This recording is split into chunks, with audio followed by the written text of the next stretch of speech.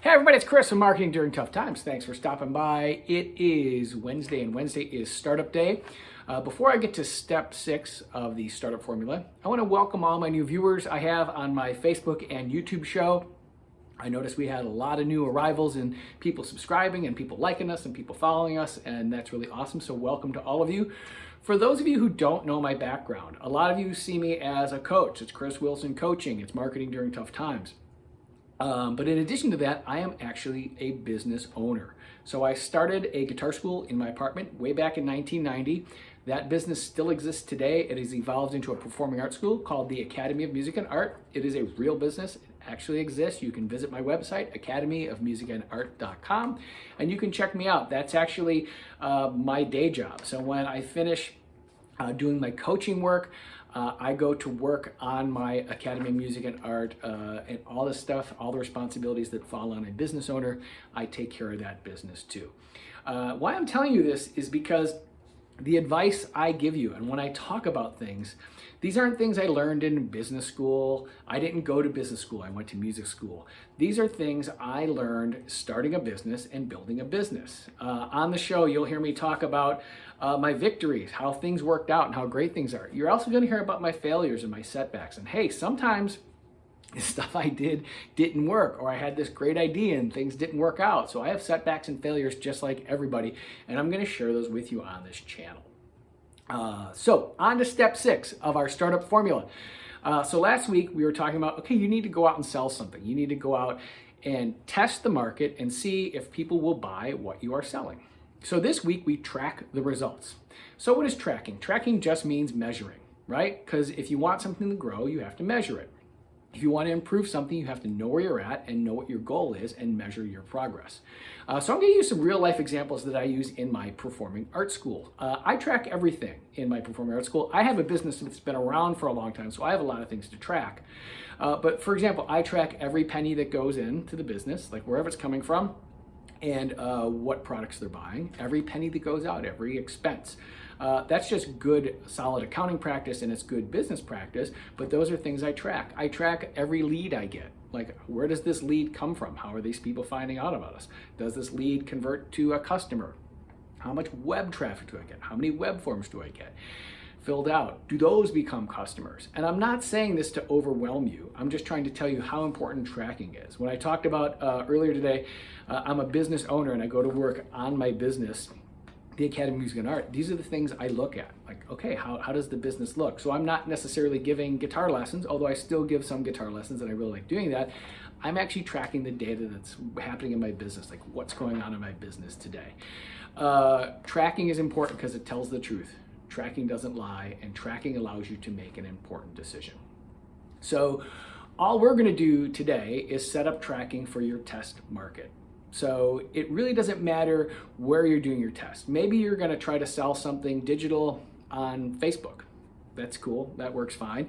Or maybe you're a baker or you're selling flower arrangements and you're gonna go to a farmer's market. It really doesn't matter what you're selling or where you're selling. It matters that you track. Now, Google and Facebook, those type of things have digital tracking built in. They can tell you all sorts of stuff. If you're selling face-to-face, you might not have any digital options. And so you can track things manually. So whether it's fancy Google, or I'm gonna give you an example of how I started tracking.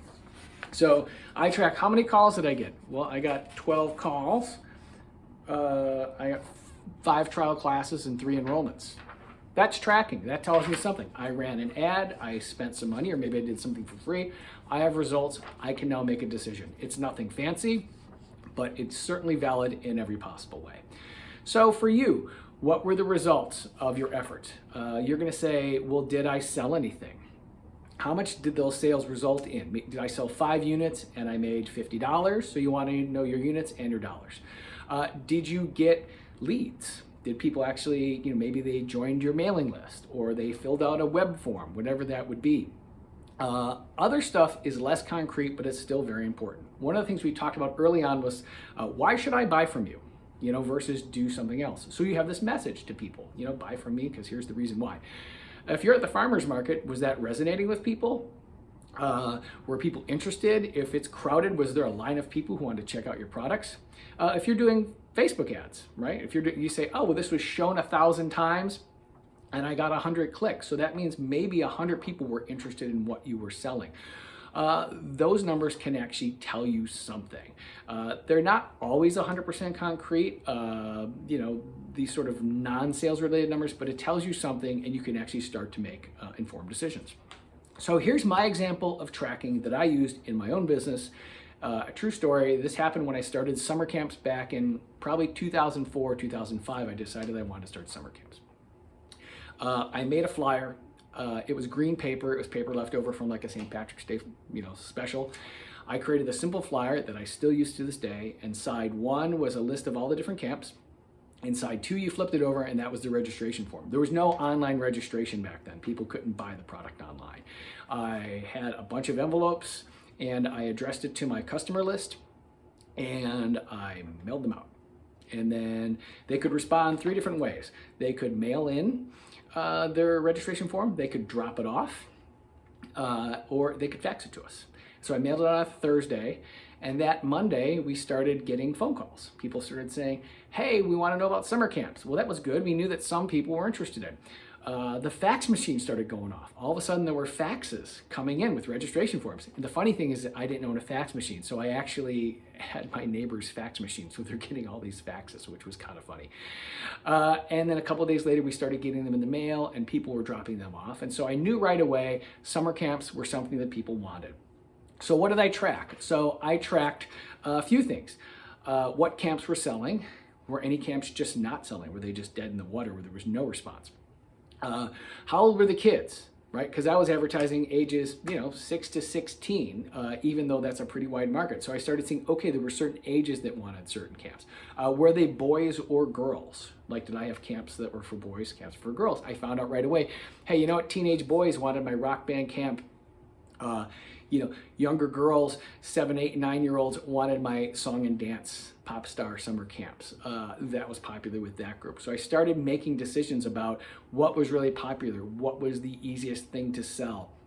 How long did they want their camps? Did people want a 6-hour camp? Did people want an 8-hour camp? Do people want before and after camps? I started just tracking all those things and learning about it and refining it.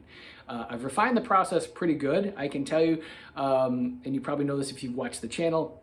My summer camps actually went on sale January 15th, and we had quite a turnout for our summer camps that are going to be still months away from now.